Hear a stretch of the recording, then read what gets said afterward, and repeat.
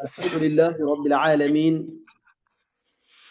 والصلاة والسلام على أشرف الأنبياء والمرسلين نبينا محمد وعلى آله وأصحابه أجمعين ومن تبعهم بإحسان إلى يوم الدين أما بعد اللهم علمنا ما ينفعنا وانفعنا بما علمتنا وزدنا علما وعملا خالصين لوجهك الكريم. عزیز طالبات اور قابل قدر سامعات،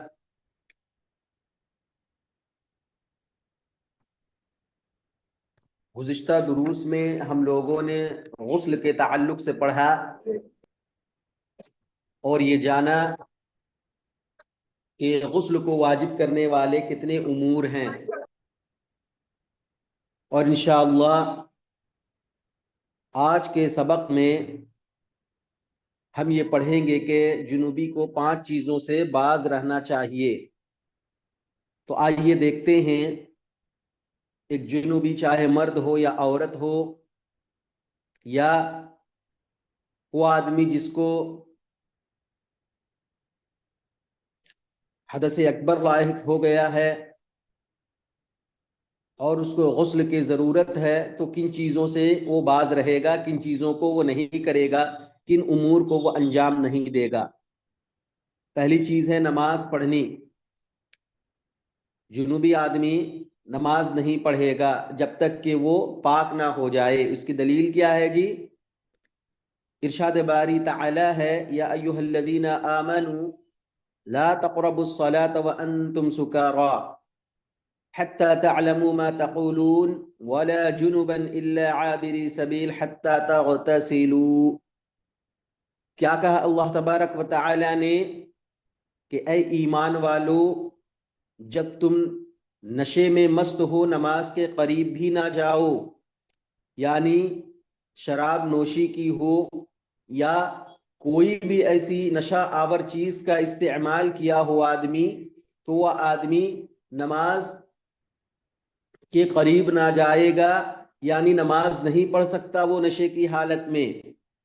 اور کہا حتی تعلموا ما تقولون، جب تک کہ اپنی بات سمجھنے نہ لگو، یعنی جب تمہارا نشہ اتر جائے تب کیا ہے تم نماز ادا کر سکتے ہو، نشے کی حالت میں تم نماز نہیں پڑھ سکتے ہو۔ تو معلوم ہوا کہ نشہ کی حالت میں نماز نہیں پڑھنا چاہیے، نماز نہیں ہوگی۔ ولا جنوبن، اور دوسری بات کہی اور جنابت کی حالت میں، اور جنابت کی حالت میں، یعنی اگر تم جنوبی ہو گئے ہو، غسل تم پر واجب ہو گیا ہے، تو تم کیا اس حالت میں نماز نہیں پڑھ سکتے ہو حتی تغتسلوا، یہاں تک کہ تم نہا لو۔ اس کو اس طرح دیکھیے، ولا جنوبا حتی تغتسلوا، اور تم ناپاک رہو گے تو تم کیا ہے نماز کے قریب نہیں جاؤ گے، حتی تغتسلوا، یہاں تک کہ تم نہا لو۔ اس کے بعد دیکھیے جنوبن کے بعد کیا ہے، الا عابری سبیل، ہاں اگر راہ چلتے گزر جانے والے ہو تو اور بات ہے۔ مطلب کیا ہے، اگر آپ حالت جنابت میں ہیں اور مسجد سے کیا ہے گزرنے والے ہیں، مسجد کے صحن سے یا مسجد سے کیا ہے اگر گزر کر اس سے اس طرف سے اس طرف جانا ہے تو کوئی بات نہیں ہے، ٹھیک ہے۔ تو معلوم ہوا کہ نشے کی حالت میں ہو یا جنوب کی حالت میں انسان کیا ہے نماز نہیں پڑھ سکتا، اس کی دلیل ملی۔ اسی طرح حضرت ابو ہریرہ رضی اللہ تعالی عنہ، حضرت علی رضی اللہ تعالی عنہ اور ابن عمر رضی اللہ تعالی عنہم کی سابقہ حدیث میں بھی نماز کے لیے جنابت سے طہارت کے وجوب پر دلالت کرتی ہے۔ ان حدیثوں کو ہم نے بار بار پڑھا، ان حدیثوں کو ہم نے بار بار گزشتہ اسباق میں پڑھا۔ آپ ان حدیثوں کو کیا ہے دیکھ سکتے ہیں کہ اللہ کے نبی صلی اللہ علیہ وسلم نے حالت جنابت میں نماز پڑھنے سے منع فرمایا ہے۔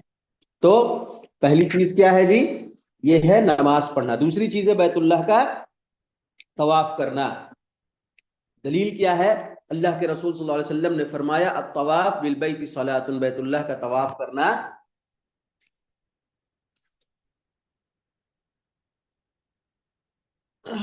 نماز ہے۔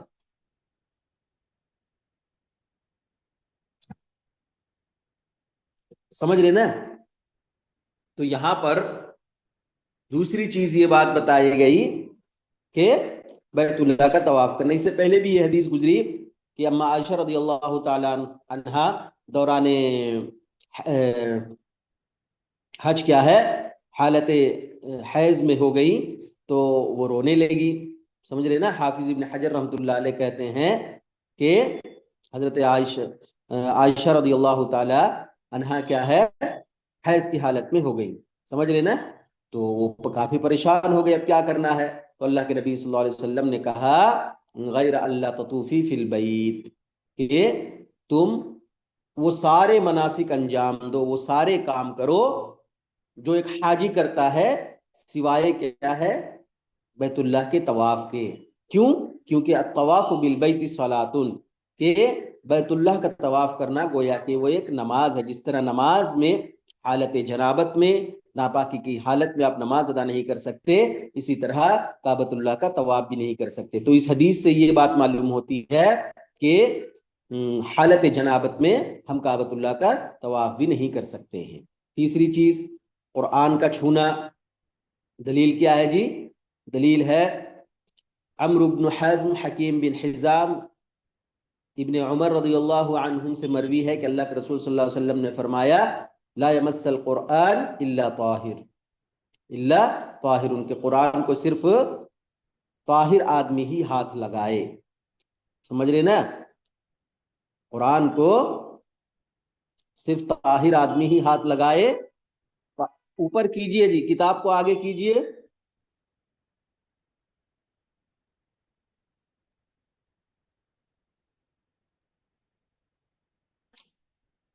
سمجھ رہے نا. تو قرآن کو چھونا, ایک ناپاک آدمی قرآن مجید جو مصحف ہے اس کو نہیں چھو سکتا ہے. اس کی دلیل کیا ہے؟ وہ حدیث ہے کہ قرآن کو نہیں چھوئے. چوتھی چیز کیا ہے جی؟ قرآن پڑھنا. ایک تو قرآن کا چھونا ہے اور ایک قرآن پڑھنا ہے. دلیل کیا ہے؟ علی رضی اللہ تعالیٰ عنہ سے مروی ہے کہ رسول صلی اللہ علیہ وسلم نے فرمایا کان یقرأ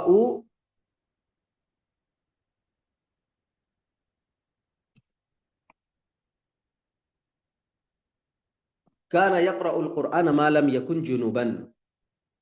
کیا ہے کہ کان یقرؤنا القرآن ما لم یکن جنوبا, ہمیں سوائے حالت جنابت کے ہر حالت میں قرآن پڑھایا کرتے تھے. اور دوسری روایت میں ہے اس طرح کہ اللہ کے رسول صلی اللہ علیہ وسلم کان یخرج من الخلاء فیقرؤنا ویأکل معنا اللحم ولم یکن یحجبه او یحجزه عن القرآن شیء سوى الجنابہ. کیا لکھا ہوا یہاں پر دیکھیے کہ بیت الخلاء سے نکلتے تھے, ہمیں قرآن پڑھاتے تھے, ہمارے ساتھ گوشت کھاتے تھے, سوائے جنابت کی کوئی چیز آپ کو قرآن پڑھنے سے نہیں روکتی تھی. اسی طرح اور ایک دلیل ہے, دیکھیے علی رضی اللہ تعالیٰ عنہ سے مروی ہے کہ میں نے اللہ کے رسول صلی اللہ علیہ وسلم کو دیکھا, آپ نے وضو کیا, پھر قرآن کا کچھ حصہ تلاوت کرنے کے بعد فرمایا ھذا لمن لیس بجنب اما الجنب فلا ولا آیہ. اس طرح کرنا ایسے شخص کے لیے جائز ہے جو جنوبی نہیں ہے, اور اگر جنوبی ہے تو ایسا نہیں کر سکتا بلکہ ایک آیت بھی تلاوت نہیں کر سکتا. سمجھ رہے نا.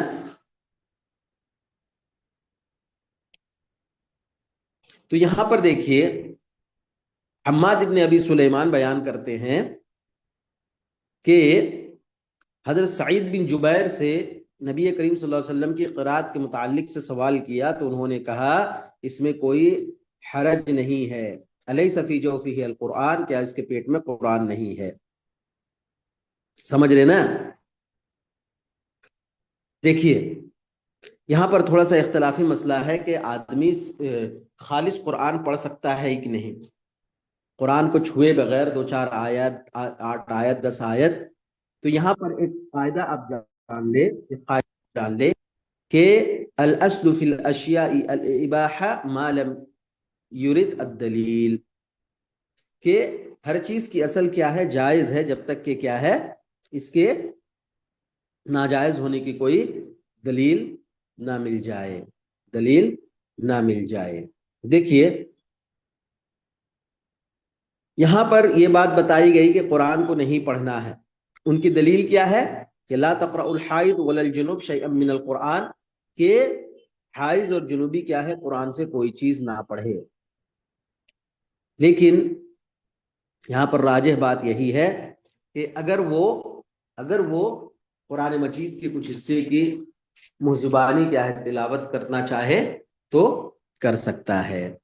اس کے بعد پانچویں چیزیں دیکھیں، مسجد میں ٹہرنا دلیل ہے ارشاد باری تعالی ہے یا ایھا الذین آمنوا لا تقربوا الصلاة وانتم سکارى حتى تعلموا ما تقولون ولا جنبا الا عابری سبیل حتى تغتسلوا۔ دیکھیے مسجد میں ٹہرنے کے تعلق سے جو بات آئی کہ مسجد میں آدمی ٹہر سکتا ہے کہ نہیں، درس نصیحت وعظ، چلیے نماز پڑھے گا نہیں لیکن کیا کوئی درس ہو رہا ہے، کوئی نصیحت کی بات ہو رہی ہے تو یہاں پر بیٹھ سکتا ہے کہ نہیں، تو مسجد میں ایک جنوبی آدمی زیادہ دیر ٹہر نہیں سکتا ہے نا، الا یہ کہ وہ وہاں سے گزرنے والا ہو۔ ابھی وہی آیت کریمہ ہم لوگوں نے پڑھا کہ یا ایھا الذین آمنوا لا تقربوا الصلاة وانتم سکارى، کہ اے ایمان والو تم نماز کے قریب نہ جاؤ جب تک کہ تم نشے کی حالت میں ہو، حتی تعلموا ما تقولون، یہاں تک کہ تم جان لو کہ کیا تم کہہ رہے ہو، یعنی تمہارا نشہ کیا ہے اتر جائے، ولا جنوبا، اور نہ ہی تم حالت جنابت میں کیا ہے مسجد میں کیا ہے نماز کے قریب جا سکتے ہو، الا عابری سبیل، ہاں اگر راہ چلتے اگر آپ گزر جا رہے ہیں تو یہ کوئی مضائقہ والی بات نہیں، آپ گزر سکتے ہیں، ہے نا۔ تو اس آیت کریمہ کی اس ٹکڑے سے کیا معلوم ہوا جی کہ مسجد میں ٹہر نہیں سکتے ہیں لیکن مسجد سے گزر سکتے ہیں۔ اسی طرح دوسری حدیث دیکھیے، عائشہ رضی اللہ تعالی عنہا سے مروی ہے کہ اللہ کے رسول صلی اللہ علیہ وسلم نے فرمایا ان گھروں کا رخ مسجد کی طرف سے پھیر دو، فإنی لا احل المسجد للحائض ولا جنوب، کیونکہ میں مسجد کو جنوبی اور حائضہ کے لیے حلال نہیں جانتا۔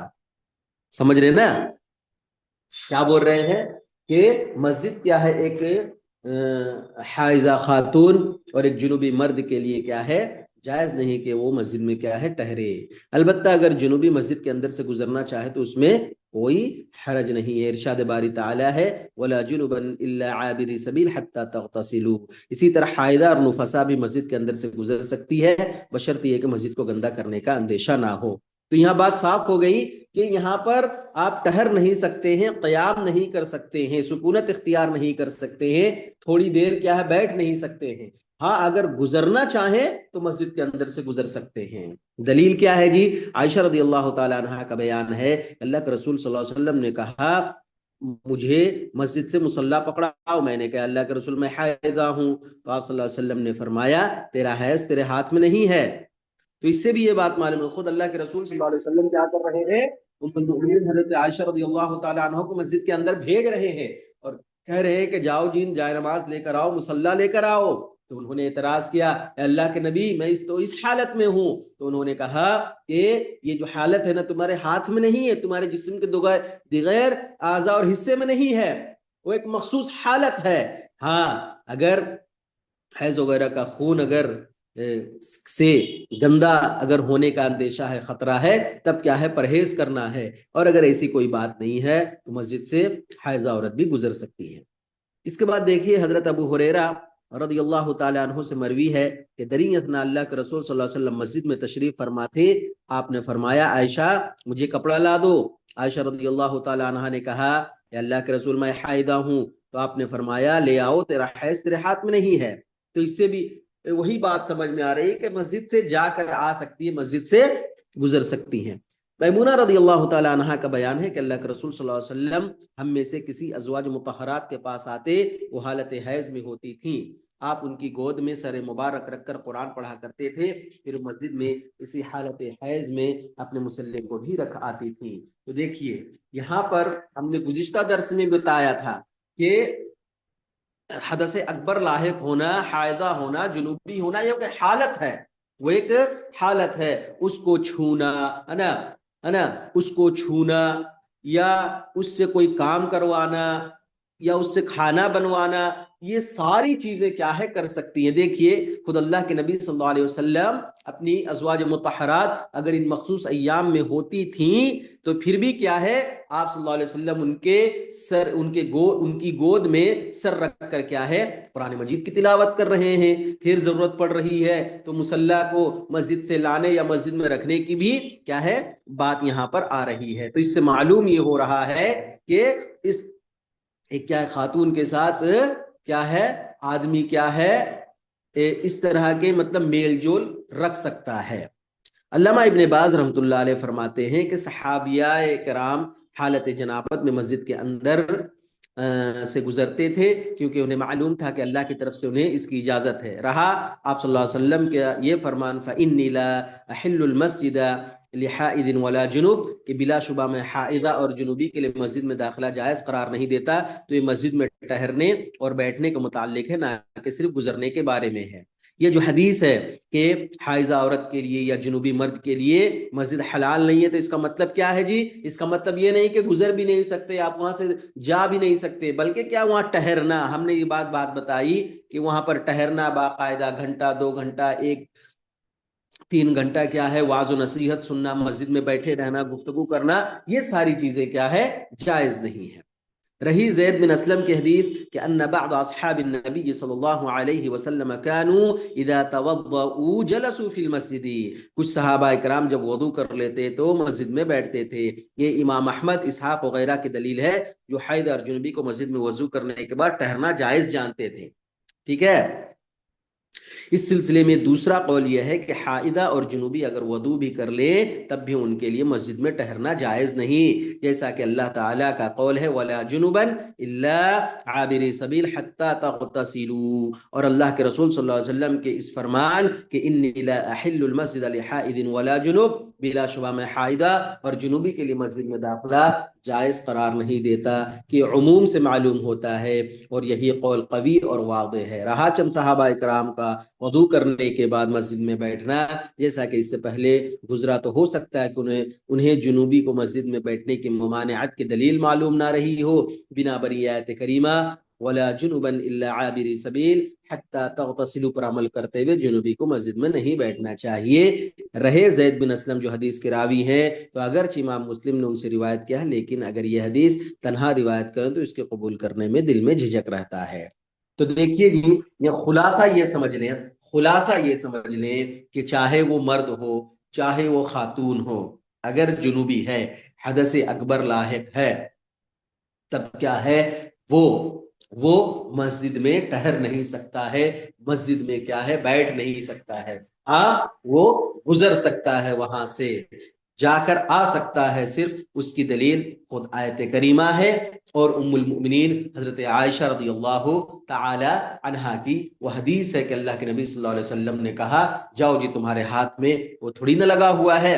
اسی طرح اگر کوئی خاتون مخصوص ایام میں ہے تو کیا ہے اس کے ٹچ کر لینا، اس کے سر میں گود رکھ لینا، اس کے گود میں سر رکھ لینا، کیا ہے اس طرح کی چیزیں کیا ہے کر سکتے ہیں، خود اللہ کے نبی صلی اللہ علیہ وسلم نے کیا ہے۔ تو جنوبی کو کیا ہے جی نماز پڑھنے سے، بیت اللہ کا طواف کرنے سے، قرآن مجید کے چھونے سے، مسجد میں ٹہرنے سے کیا ہے پرہیز کرنا چاہیے۔ اور قرآن کے پڑھنے کے تعلق سے جو بات آئی تو اس میں راجح قول یہی ہے کہ آدمی کیا ہے تلاوت کر سکتا ہے، ایسا تلاوت کر سکتا ہے۔ اب آئیے غسل کے شرائط۔ غسل کے شرائط کیا ہے جی؟ غسل کے 8 شرائط ہیں۔ جب انسان حالت جنابت میں ہو جائے تو ان 8 شرائط کے ذریعے کیا ہے، ان 8 شرائط کو کیا ہے ان 8 شرائط کا اہتمام کرتے ہوئے اسے غسل کرنا چاہیے۔ نیت، اسلام، عقل، تمیز، پانی کا پاک اور مباح ہونا، چمڑے پر پانی پہنچنے سے مانع چیز کا ازالہ، موجب غسل کا ختم ہونا۔ تو یہ 8 چیزیں دیکھیے تفصیل سے۔ سب سے پہلی چیز کیا ہے، رکے رکھیے اوپر ہی رکھیے، سب سے پہلی چیز کیا ہے نیت کرنا۔ ہم نے شروع میں بھی بتلایا اور گزشتہ کتاب الصلاۃ میں بھی یہ بات بتائی کہ کوئی بھی کام ہم انجام دے رہے ہوں دین کے حوالے سے، کوئی بھی عبادت ہم انجام دے رہے ہوں، اس سے پہلے کیا ہے ہمیں اس سے پہلے ہمیں کیا ہے نیت کرنا ضروری ہے. اور ہم نے یہ بتایا بھی تھا کہ ایک انسان نہاتا ہے عادت کے طور پر ٹھنڈک حاصل کرنے کے لیے اور روٹین کو فالو کرتے ہوئے کیا ایک انسان نہاتا ہے, لیکن وہی انسان اگر نیت کر لیتا ہے تو اس کی یہ نہانے کی جو عادت ہے وہ عبادت میں تبدیل ہو جاتی ہے اور وہ اجر و ثواب کا وہ آدمی مستحق ہو جاتا ہے. تو اس لیے چاہیے کہ انسان کیا ہے جب غسل جنابت کرے تو کیا ہے نیت کر لے, ہے نا, سب سے پہلے نیت کرے. اور نیت کیا دل کے ارادے کا نام ہے کہ ابھی میں جا رہا ہوں, اللہ کے نبی صلی اللہ علیہ وسلم نے یہ طریقہ بتلایا ہے غسل جنابت کا, اور اگر میں نہاؤں گا تو شرعی غسل میرا شمار ہوگا. یہ نیت بس دل میں ارادہ آ گیا تو سمجھیے آپ کی نیت ہو گئی. اس کے بعد کیا ہے اسلام, کیونکہ اسلام کے بغیر وَمَن يَبْتَغِ غَيْرَ الْإِسْلَامِ دِينًا فَلَن يُقْبَلَ مِنْهُ, کہ دین اسلام کے علاوہ اگر کوئی چیز انسان پسند کرتا ہے چاہتا ہے تو اس کا کوئی عمل کیا ہے قابل قبول نہیں ہوگا. آپ کے عمل کی قبولیت کا دار و مدار یہ ہے کہ سب سے پہلے آپ کلمہ توحید کا اقرار کریں. سمجھ رہے نا جی, کلمہ توحید کا اقرار کریں, کلمہ توحید کو مانیں, اللہ کو ایک مانیں, مذہبی اسلام میں داخل ہو جائے. اس کے بعد کیا ہے آپ پر کیا ہے عبادات و احکامات لاگو ہوں گے. ٹھیک ہے, اگر بغیر توحید کو اپنائے, بغیر اللہ کا اقرار کیے ہوئے آپ کیا ہے ہزاروں سجدے کر لیں, لاکھوں صدقات و خیرات دے دیں, نیکیوں کے کام کا انبار لگا دیں, لیکن اللہ کے سامنے کیا ہے قبولیت کا معیار کیا ہے ایمان لانا ہے, اسلام لانا, تب جا کر یہ عبادتیں یا یہ آپ کے جو ریاضتیں ہیں وہ قابل قبول ہوں گی. تیسری چیز کیا ہے جی عقل. ابھی جیسا بتلایا کہ اگر اس سے پہلے غالباً ہم لوگوں نے پڑھ لیا ہے یا آگے ہم پڑھیں گے کہ رفع القلم عن ثلاث, کہ 3 لوگوں سے کیا ہے قلم اٹھا لیا گیا ہے نا. یہ لوگ اسلام کے مکلف نہیں ہیں, یہ لوگ کیا کریں گے نہیں کریں گے اس کا اللہ مالک ہے. تو عقل کا ہونا ضروری ہے. پاگل آدمی مجنون آدمی پر کیا ہے احکام شریعت لاگو نہیں ہوتے ہیں. چوتھی چیز کیا ہے جی تمیز کا ہونا, سن تمیز کو پہنچنا, کھرے اور کھوٹے میں, پاکی اور ناپاکی میں یہ تمیز کیا ہے ہونی چاہیے. اس کے بعد کیا ہے پانی کا پاک اور مباح ہونا. پانی کا پاک کس طرح ہوتا ہے, مباح کس طرح ہوتا ہے, اس کی تفصیل ہم نے کیا ہے شروع کے دروس میں بہت ہی مفصل انداز میں پڑھا ہے نا. اچھا, چمڑے پر پانی پہنچنے سے معنی چیز کا ازالہ نہ ہونا, یعنی ہماری جو بدن کا چمڑا ہے جو اسکن ہے اس میں کوئی ایسی چیز نہ ہو جس کی وجہ سے کیا ہے پانی ہمارے جلد پر, ہمارے چمڑے پر نہ پہنچتا ہو. سمجھ رہے نا.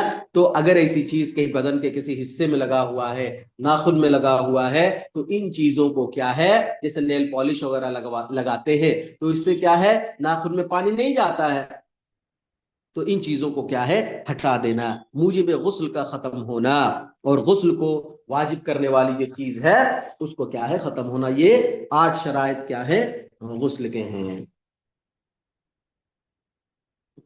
غسل کرنے کا طریقہ دیکھیے, غسل کرنے کا طریقہ. غسل کیا ہے جی, غسل یہ ہے کہ آدمی اپنے مکمل جسم پر پانی بہائے یا پانی میں ڈائریکٹ غوطہ لگا لے, ڈبکی لگا لے, ہے نا.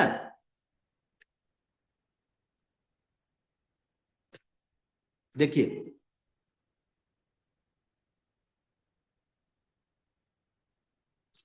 اگر آپ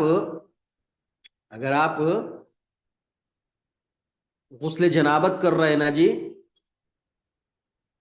تو آپ کے لیے نیت کرنا ضروری ہے, اس کو یاد رکھ لیں. اچھا آئیے یہاں پر پہلے دیکھ لیتے ہیں غسل کرنے کا طریقہ کیا ہے.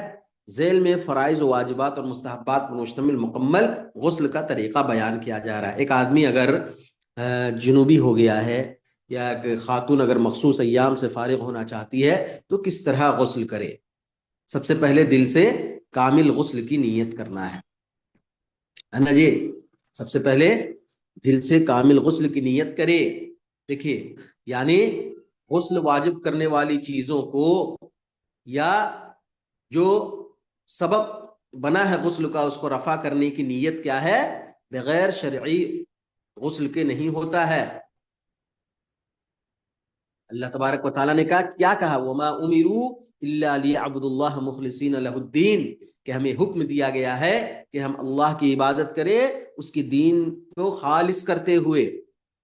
اور اسی طرح وہ مشہور حدیث نیت کے تعلق سے جس کو عمر بن خطاب رضی اللہ تعالیٰ عنہ روایت کرتے ہیں کہ اللہ کے رسول صلی اللہ علیہ وسلم نے فرمایا انما الاعمال بالنیات وانما لكل امرئ ما نوى، کہ اعمال کا دار و مدار نیت پر ہے، اور ہر آدمی کے لیے صرف وہی جس کی وہ نیت کرے۔ تو معلوم ہوا کہ نیت کرنا غسل جنابت کے لیے نیت کرنا بہت ضروری ہے، نیت کرنا بہت ضروری ہے۔ دوسری چیز کیا ہے جی؟ بسم اللہ کہیں۔ ابو ہریرہ رضی اللہ تعالیٰ عنہ سے مروی ہے کہ اللہ کے رسول صلی اللہ علیہ وسلم نے فرمایا لا صلاۃ لمن لا وضوء له ولا وضوء لمن لم يذكر اسم اللہ علیہ، اس شخص کی نماز نہیں ہوتی جس کا وضو صحیح نہ ہو۔ اگر کوئی شخص صحیح وضو نہیں کر رہا ہے یا اگر کوئی شخص وضو نہیں کر رہا ہے تو اس کی نماز ہی نہیں ہوگی، کیونکہ نماز کے قبولیت کے شرائط میں سے ایک شرط یہ بھی ہے کہ اس کا وضو صحیح ہو، کامل ہو، اور اس شخص کا وضو نہیں ہوتا جو اس پر بسم اللہ نہیں پڑھتا ہے۔ تو معلوم ہوا کہ بسم اللہ کہنا۔ اب یہاں پر ایک سوال پیدا ہو سکتا ہے کہ ہم تو بیت الخلاء وغیرہ میں کہ اللہ کا ذکر نہیں کر سکتے ہیں، تو کیا ہے زبان سے آپ کو کوئی بھی ذکر کے یا اللہ کے اسماء گرامی کو کیا ہے نہیں لینا ہے، بلکہ آپ کیا ہے دل میں، آپ کیا ہے دل میں کیا ہے اب کیا ہے بسم اللہ پڑھ لیں گے۔ اس کے بعد کیا ہے دونوں ہتھیلیوں کو 3 بار دھلے، جیسا کہ عائشہ اور میمونہ رضی اللہ تعالیٰ عنہا سے مروی ہے، ٹھیک ہے۔ دونوں ہتھیلیوں کو جس طرح وضو کرتے وقت ہم کیا ہے دھوتے ہیں، اس طرح کیا ہے بڑھیا سے کیا ہے دھو لینا ہے۔ اس ترتیب کو آپ یاد رکھیں۔ پھر کیا ہے چوتھی چیز کیا ہے جی؟ بائیں ہاتھ سے پہلے اپنے شرمگاہ کو دھلے اور تمام آلائشوں سے صاف کرے، جیسا کہ عائشہ اور میمونہ رضی اللہ تعالیٰ عنہا سے مروی ہے۔ تو کیا ہے جب دونوں ہتھیلیوں کو دھل لے گا تو اپنے جو شرمگاہ ہے اس میں کیا ہے اچھی طریقے سے صابن وغیرہ لگا کر یا اچھی طریقے سے صفائی کر لے گا، جو بھی گندگی وغیرہ ہے، پلیدگی وغیرہ ہے، نجاست وغیرہ ہے، اس کو کیا اچھی طریقے سے صاف کر لے گا۔ اس کے بعد ہاتھ پاک زمین پر رگڑ کر اچھی طرح دھلے، جیسا کہ عائشہ رضی اللہ عنہا اور میمونہ رضی اللہ عنہا سے مروی ہے، یا کسی دیوار پر رگڑ کر دھل لے جیسا کہ میمونہ رضی اللہ تعالی عنہا سے مروی ہے، یا صابن اور پانی سے دھل لے، سب صحیح ہے۔ تو ابھی الحمدللہ ایک سے ایک صابن ہے، ایک سے ایک لیکوڈز ہے نا، ہینڈ واش ہے، تو ابھی مٹی اور دیوار پر رگڑنے کی ضرورت نہیں۔ اس کا مطلب یہ ہے کہ انسان کیا ہے اپنے ہاتھ کو اچھی طریقے سے کیا ہے صاف کر لے، دھو لے، اور اگر صابن وغیرہ سے لیکوڈ وغیرہ سے بھی دھوتا ہے تو یہ کام کیا ہے اس کے لیے کافی ہو جائے گا۔ اس کے بعد نماز کی طرح کامل وضو کرے، جیسا کہ حضرت عائشہ رضی اللہ تعالی عنہا سے مروی ہے۔ سمجھ میں آئے نا؟ سب سے پہلے دل میں غسل کی نیت کرنے کے بعد بسم اللہ کہہ کر کیا ہے اپنے ہتھیلیوں کو دھل کر کیا ہے شرمگاہ کو اچھی طریقے سے دھل کر کیا ہے اپنے آپ کو کیا ہے اچھی طریقے سے صاف کر لے، اپنے ہاتھ کو اچھی طریقے سے صاف کر لے۔ اس کے بعد کیا ہے نماز کی طرح کامل وضو کرے، اور اگر چاہے تو سوائے پیر کے بقیہ سارے اعضاء وضو کے دھل لے اور پیر کو غسل کے آخری میں دھلے، جیسا کہ میمونہ رضی اللہ تعالی عنہا سے مروی ہے۔ تو یہاں پر ایک بات یہ بتائی جا رہی ہے کہ چاہے تو آپ پورا وضو کر لے جس طرح ایک انسان نماز کے لیے وضو کرتا ہے، اور اگر چاہے تو مسح تک کیا ہے اکتفا کر لے اور پیر کو نہ دھوئے، سر کا مسح کان کا مسح کر کے کیا ہے چھوڑ دے، پیر کو نہ دھوئے، پورا غسل کرنے کے بعد کیا ہے پھر بعد میں کیا ہے پیر کو دھو لے۔ یہ دونوں طریقہ کیا ہے جائز ہے، چلے گا۔ اس کے بعد کیا ہے پانی لے کر اپنے انگلیوں کے ذریعے سر کے بالوں کی جڑوں پر داخل کرے یہاں تک کہ سر کا چمڑا تر ہو جائے، پھر یکے بعد دیگرے اپنے سر پر چلو سے 3 مرتبہ پانی ڈالے، جیسا کہ عائشہ و میمونہ رضی اللہ تعالی عنہا سے مروی ہے۔ سمجھ لینا جی۔ تو اچھی طریقے سے کیا ہے سر کے کیا ہے جڑوں کو کیا ہے پانی سے بھگا لے، اچھی طریقے سے اپنی انگلیوں میں پانی لے کر سر کے چمڑے کو بالوں کے نچلے حصے کو کیا ہے بھگا لے، پھر سر کو داہنی طرف سے دھلے، پھر بائیں طرف سے، پھر درمیان سے، جیسا کہ عائشہ رضی اللہ تعالی عنہا سے مروی ہے۔ عورت کے لیے غسل جنابت کرتے وقت چوٹیوں کا کھولنا ضروری نہیں ہے۔ تو کیا ہے سر میں دینے کے بعد پھر کیا ہے داہنے طرف پانی کو ڈالے، پھر کیا ہے بائیں طرف، پھر کیا ہے پورے سر میں پانی ڈال کر کیا ہے جس طرح انسان نہاتا ہے اس طرح نہا لے۔ یہ پورا طریقہ ہونے کے بعد بتایا جا رہا ہے کہ عورت کے لیے غسل جنابت کرتے وقت چوٹیوں کا کھولنا ضروری نہیں ہے، بس اتنا کافی ہے کہ سر پر 3 بار پانی بہا لے، بئیں توڑ کے چمڑے تک پانی پہنچ جائے، جیسا کہ ام سلمہ رضی اللہ تعالی عنہا سے مروی ہے۔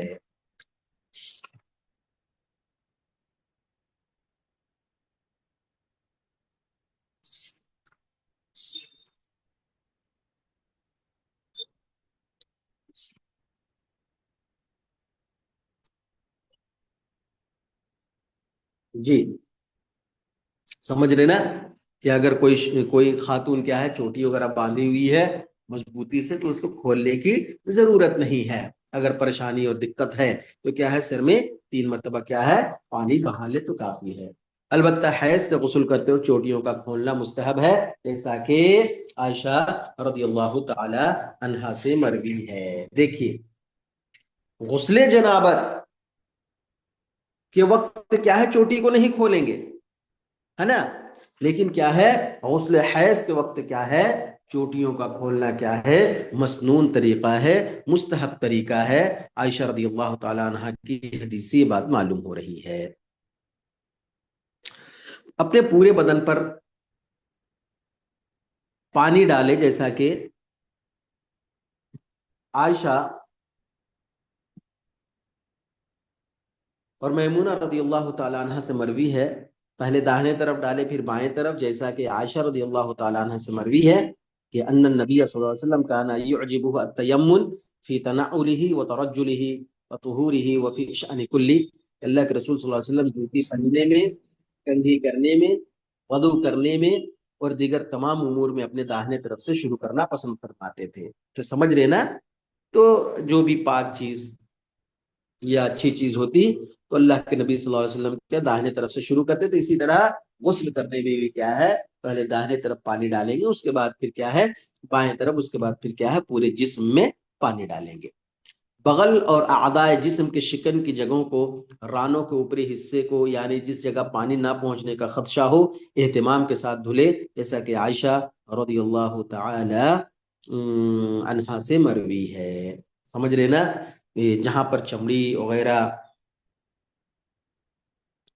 مڑی ہوئی ہے بغل وغیرہ میں، ہے نا، اور کان کے جو پیچھے کی سلوٹیں ہیں، اور پیروں کی اور ہاتھوں کی انگلیوں کے درمیان، ان تمام جگہوں پر اچھی طریقے سے کیا ہے انسان کو پانی بہانا، اچھے سے رگڑ کر کیا ہے وہاں تک کیا ہے پانی کو پہنچانا چاہیے۔ پانی جس جگہ بغیر ملے نہ پہنچے اس جگہ کو ملے، وہی چیز میں بتا رہا ہوں، جہاں پر اگر صرف پانی ڈال دیں گے تو پانی وہاں تک نہیں پہنچ سکتا ہے، جب تک کیا ہے اس کو رہی رگڑیں گے، وہاں پر کیا ہے انگلی وغیرہ سے کیا ہے اچھی طریقے سے نہیں ہم لوگ ملیں گے تو پانی نہیں پہنچ سکتا ہے۔ تو ان جگہوں کو اچھی طریقے سے دھل لے۔ غسل کی جگہ سے ہٹ کر دوسری جگہ اپنے قدم کو دھلے، جیسا کہ میمونہ رضی اللہ تعالی عنہا سے مروی ہے۔ ہم نے بتایا نا کہ اگر پورا کامل وضو کرنا چاہے تو کر لے، اور اگر سوائے پیر دھلنے کے پورا وضو کرنا چاہے تو کر لے، پھر اخیر میں کیا ہے وہ پیروں کو دھل لے۔ اور غسل کے بعد بہتر ہے کہ اپنے اعضاء کو کسی کپڑے سے خشک نہ کرے، جیسا کہ میمونہ رضی اللہ تعالیٰ عنہ سے مروی ہے، اور پانی استعمال کرنے میں فضول خرچی نہ کرے اور نہ ہی افراط و تفریط کرے، یہی غسل کا کامل طریقہ ہے۔ بات سمجھ میں آئی جی، کہ کپڑے سے خشک کرنا یہ آپ کے اوپر منحصر ہے، اگر خشک کرنا چاہیں تو کوئی حرج کی بات نہیں ہے۔ اگر پانی اپنے بدن سے پوچھنا چاہیں، سکھانا چاہیں اپنے بدن کو کسی ٹاول کے ذریعے، کسی کپڑے کے ذریعے، تو پوچھ سکتے ہیں، سکھا سکتے ہیں، کوئی حرج کی بات نہیں ہے۔ لیکن پانی کے استعمال میں، غسل کرنے میں ہو، وضو کرنے میں ہو، یا دیگر چیزوں میں فضول خرچی سے کیا ہے ہمیں بچنا چاہیے، افراط و تفریط سے ہمیں بچنا چاہیے۔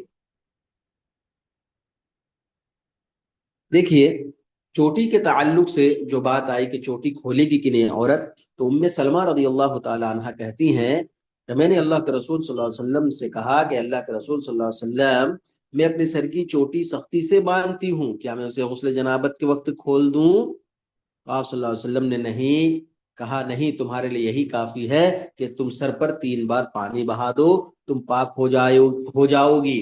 اور ایک روایت میں ہے کہ کیا میں اسے غسل حیض اور جنابت کے لیے کھولوں؟ تو آپ نے کہا نہیں۔ اچھا، اسی طرح یہ تو بات ہو گئی کس کے تعلق سے جی، کہ غسل جنابت میں نہیں کھولنا ہے چوٹیوں کو. لیکن حضرت عائشہ رضی اللہ تعالی عنہا سے یہ بات مروی ہے کہ غسل حیض میں کیا ہے، چوٹیوں کو کھولنا مستحب ہے. تو اس کی دلیل یہ ہے کہ عائشہ رضی اللہ تعالی عنہا سے جب وہ حیض کے موقع پر حائضہ ہو گئی تھی تو اللہ کے نبی صلی اللہ علیہ وسلم نے کہا تھا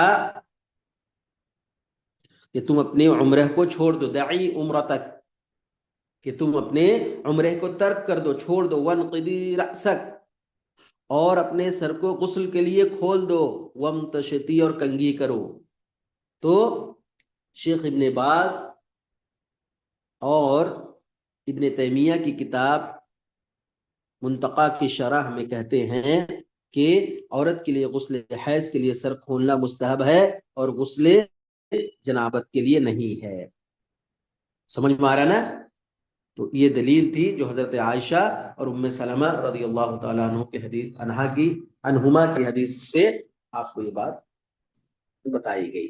اب آئیے مسنون غسل کیا ہے نا؟ مسنون نبی کریم صلی اللہ علیہ وسلم کب کب غسل کیا کرتے تھے، کب کب مستحب اوقات ہیں، جس طرح مستحب وضو کے اوقات تھے، اسی طرح کب کب کیا ہے اللہ کے نبی صلی اللہ علیہ وسلم غسل کرتے تھے. یہاں پر اس کا تذکرہ ہے. دیکھیے نماز جمعہ کے لیے غسل کرنا ہے نا، دیکھیے یہاں پر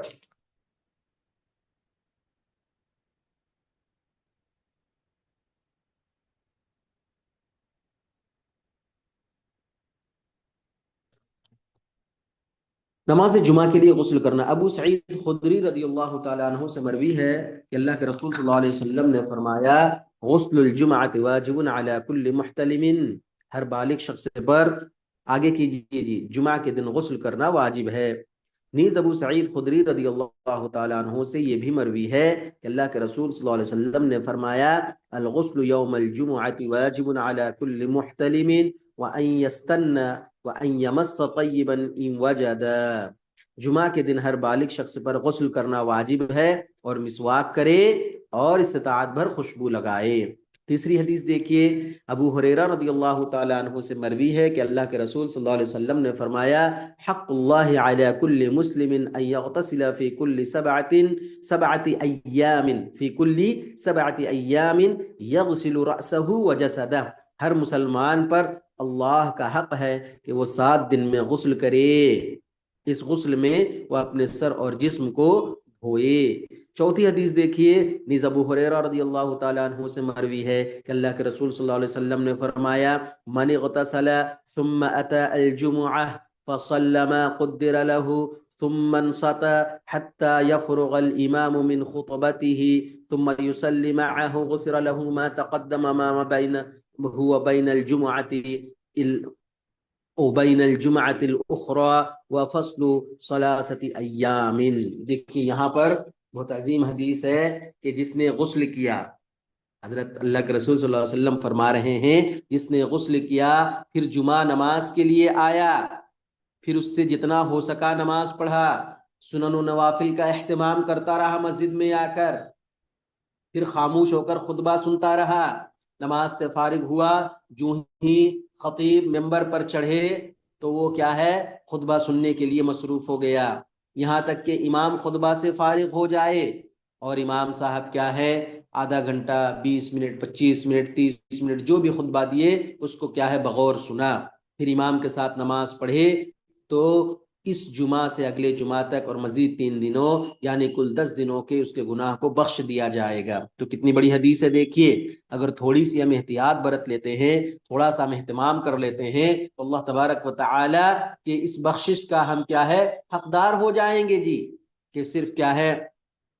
غسل کر کے مسجد میں آئیں گے جمعہ کے دن اور حتی المقدور سنن و نوافل کا اہتمام کریں گے، پھر خطبہ سنیں گے بغور، اور خطبے کے درمیان کسی طرح کا کوئی لغو کام نہیں کریں گے، کوئی بات چیت نہیں کریں گے، کسی کو اشارہ نہیں کریں گے، بس خاموشی سے خطبہ سنیں گے۔ پھر نماز پڑھ کر اگر ہم واپس آتے ہیں تو اللہ تبارک و تعالی ہمیں کیا ہے 10 دنوں کے گناہوں کو کیا ہے بخش دے گا۔ اسی طرح دیکھیے 5ویں حدیث ہے ابو سعید خدری اور ابو ہریرہ رضی اللہ تعالی عنہما سے مروی ہے کہ اللہ کے رسول صلی اللہ علیہ وسلم نے فرمایا، جو شخص جمعہ کے دن غسل کرے، اپنے کپڑوں میں سے اچھا کپڑا پہنے، اور اگر اس کے پاس خوشبو میسر ہو تو خوشبو لگائے، پھر جمعہ کی نماز کے لیے آئے اور لوگوں کی گردنیں نہ پھاندے۔ ہوتا یہ ہے کہ آئے گا آدمی لیٹ سے اور کیا ہے ایک صف دو صف چیرتے ہوئے اس کے سر کو اور اس کے کمر کو کیا ہے ہٹاتے ہوئے، دوسرے کو صفوں کو چیرتے ہوئے کیا ہے گلوں کو پھاندتے ہوئے کیا ہے کودتے ہوئے جا کے دوسری صف میں، پہلی صف میں، تیسری صف میں لگتا ہے۔ ایسے کرنے سے کیا اللہ کے نبی صلی اللہ علیہ وسلم نے منع فرمایا ہے۔ تو جہاں جگہ ملے وہیں بیٹھ جائے، مسجد میں داخل ہوا جہاں پر اس کو جگہ میسر ہو سامنے، بغیر کودے پھاندے تو کیا وہاں پر بیٹھ جائے، پھر جتنا ہو سکے اتنی نماز پڑھے، پھر جب امام خطبہ کے لیے آئے تو خاموش رہے، اس کا خطبہ سننے کے لیے یہاں تک کہ نماز سے فارغ ہو جائے تو اس جمعہ اور اس سے پہلے والے جمعہ کے درمیان اور مزید 3 دنوں کے گناہ کو بخش دیا جائے گا۔ اس سے پہلے حضرت ابو ہریرہ کی، اور یہاں ابو ہریرہ رضی اللہ تعالیٰ عنہ کے ساتھ ابو سعید خدری رضی اللہ تعالیٰ عنہ کی بھی وہی حدیث ہے کہ انسان کیا ہے جمعہ کے دن غسل کا اہتمام کرتے ہوئے اور جتنا اس کو طاقت ہے اتنی آ کر نماز پڑھے، پھر کیا ہے اور کسی طرح کا کوئی لغو بات، کوئی بات نہ کرے، خطبہ سنے، نماز سے فارغ ہو۔ تو اس حدیث میں بھی یہ بات بتائی گئی کہ اس کے 10 دنوں کے گناہ کو کیا ہے بخش دیا جائے گا۔ اسی طرح اوس الثقفی رضی اللہ تعالی عنہ سے مروی ہے کہ میں نے اللہ کے رسول صلی اللہ علیہ وسلم کو فرماتے ہوئے سنا، جو شخص اپنی بیوی کو صحب کے بعد نہلائے اور خود نہائے، پھر مسجد میں سویرے جائے اور خطبہ کو شروع سے پائے، پیدل جائے، سوار ہو کر نہ جائے، امام کے قریب بیٹھے اور غور سے خطبہ کو سنے، بیہودہ بات نہ کہے، تو اسے ہر قدم کے بدلے 1 سال کے قیام و صیام کا ثواب ملے گا۔ تو یہاں پر دیکھیے یہ بات بتائی گئی کہ ان چیزوں کا اہتمام کرنے سے کیا ہے 1 سال کے قیام اور صیام کا ثواب ملے گا۔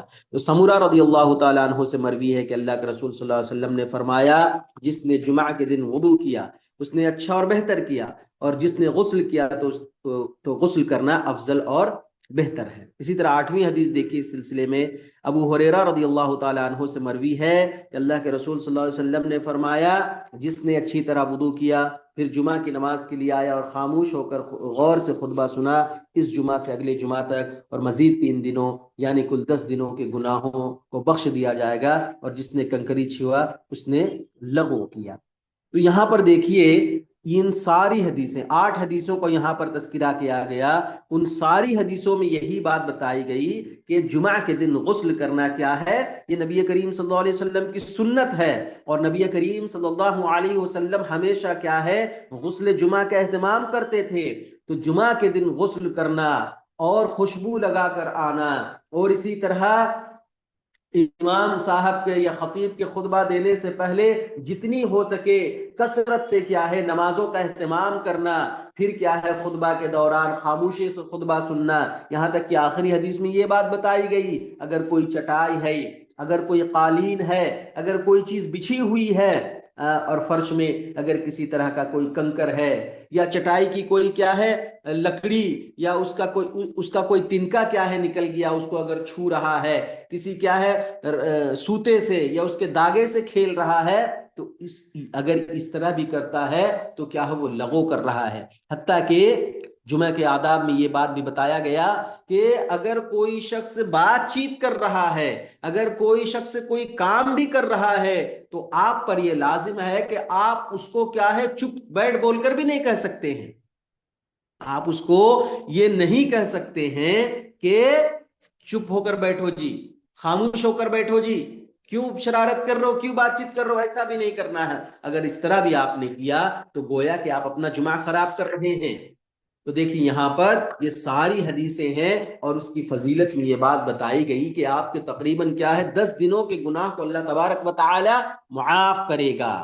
تو سابقہ نصوص کو دیکھتے ہوئے علماء کرام کے غسل جمعہ کے حکم کے بارے میں 3 اقوال ہیں. یہاں جو 8 حدیثیں آپ کے سامنے پیش کی گئیں, ان 8 احادیث کو مد نظر رکھتے ہوئے علماء کرام نے اس کے لیے 3 اقوال کو, 3 قول کو کیا ہے ثابت کیا ہے. پہلا قول کیا ہے؟ پہلی بات, غسل جمعہ مطلقاً واجب, اور یہ قول مضبوط ہے کہ جمعہ کے دن غسل کرنا کیا ہے واجب ہے, اور یہ قول ان احادیث کی روشنی میں کیا ہے مضبوطی کے ساتھ معلوم ہو رہی ہے کہ اتنا بڑا ثواب ہے اور اللہ کے نبی صلی اللہ علیہ وسلم کیا اس کا اہتمام بھی کرتے تھے.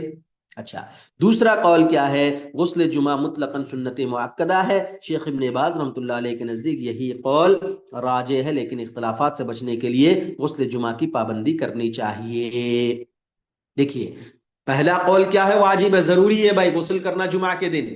لیکن امام ابن باز رحمۃ اللہ علیہ یہ کہتے ہیں, شیخ ابن باز رحمۃ اللہ علیہ یہ کہتے ہیں کہ غسل جمعہ کیا ہے سنت مؤکدہ ہے. اللہ کے نبی صلی اللہ علیہ وسلم کیا ہے اس کی پابندی کرتے تھے, اس کو ادا کرتے تھے. اگر کوئی شخص پاک ہے اور اسے کوئی عذر وغیرہ ہے تو کیا ہے وہ نہ نہائے, لیکن کیا یہ سنت مؤکدہ ہے.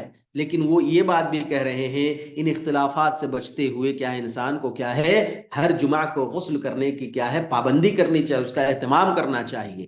2 بات ہو گئی, ایک نے کہا کہ واجب ہے, ضروری ہے جمعہ کے دن غسل کرنا, اور دوسری جماعت یا دوسرا گروہ کا قول ہے کہ غسل کے دن جمعہ کے دن غسل کرنا یہ سنت مؤکدہ ہے. اب آئیے تیسرا قول کیا ہے اس سلسلے میں؟ محنت کا کام کرنے والوں کے لیے جس سے پسینہ اور تھکاوٹ ہوتی ہے واجب ہے, ان کے علاوہ دوسروں کے لیے مستحب ہے. یہ قول ضعیف ہے. یہاں پر ایک کیا ہے قول کیا ہے, اپنے طور پر یہ بتا رہے ہیں کہ اگر جو محنت مشقت کا کام کرتا ہے, پسینے والا کام کرتا ہے, تو اس کے لیے واجب ہے کہ وہ جمعہ کے دن غسل کر لے. اور اگر کوئی محنت اور مشقت والا کام نہیں کرتا, آفس وغیرہ میں ڈیوٹی کرتا ہے, زیادہ محنت اور مشقت اور پسینہ اس کا نہیں بہتا ہے, تو کیا اس کے لیے سنت مؤکدہ ہے, مستحب ہے. تو یہ قول کیا ہے ضعیف ہے. اس طرح کیا ہے عقل کی بنیاد پر کیا ہے ہمارے دینی احکامات ہے, اور نہ ہی شریعت کا کوئی کام کیا ہے ہم عقل کی بنیاد پر کہیں گے. تو صحیح بات یہ ہے, اب دیکھیے آئیے, صحیح بات یہ ہے کہ غسل جمعہ سنت مؤکدہ ہے. رہا آپ صلی اللہ علیہ وسلم کا فرمان کہ غسل الجمعۃ واجب علی کل محتلم, کہ ہر بالغ شخص پر جمعہ کے دن غسل کرنا واجب ہے. تو واجب کا معنی اس حدیث پر مؤکد کے ہے, جیسا کہ اہل عرب کہتے تھے العدۃ دین وحق علی واجب. سمجھ رہے نا جی؟ یہاں پر سب سے پہلی حدیث جو ہم پڑھے کہ جمعہ کے دن ہر بالغ پر غسل کرنا واجب ہے, تو بعض لوگ کہتے ہیں یہی جو لفظ واجب آیا ہے اسی سے دلیل لیتے ہیں کہ جمعہ کے دن غسل کرنا ہر مسلمان پر واجب ہے, ضروری ہے. لیکن یہاں پر راجح قول کے طور پر یہ بات بتلائی جا رہی ہے, یہاں جو واجب کا معنی کیا ہے؟ تاکید ہے, شدت ہے. تو بہتر قول یہی ہے کہ غسل جمعہ کیا ہے سنت مؤکدہ ہے. نبی کریم صلی اللہ علیہ وسلم اس کا اہتمام کرتے تھے, صحابہ کرام رضوان اللہ علیہ مجمعین کو اس کا اہتمام کرنے کی تلقین کرتے تھے, اور اللہ کے نبی صلی اللہ علیہ وسلم نے غسل جمعہ کے اہتمام کرنے والے اور نمازوں کو پڑھنے والے, خطبہ کو سننے والے, اور کیا ہے امام کے ساتھ نماز کو ادا کرنے والوں کے تعلق سے کیا کہا کہ 10 دنوں کے اس کے گناہ معاف ہو جائیں گے. آپ صلی اللہ علیہ وسلم کا بعض حدیثوں میں صرف وضو کا حکم دینا بھی غسل جمعہ کے مؤکد ہونے پر دلالت کرتا ہے, کیونکہ اگر غسل جمعہ واجب ہوتا تو آپ صرف وضو کا حکم دینے پر اکتفا نہ کرتے بلکہ غسل کا بھی حکم دیتے. ہم نے اس سے پہلے دیکھیے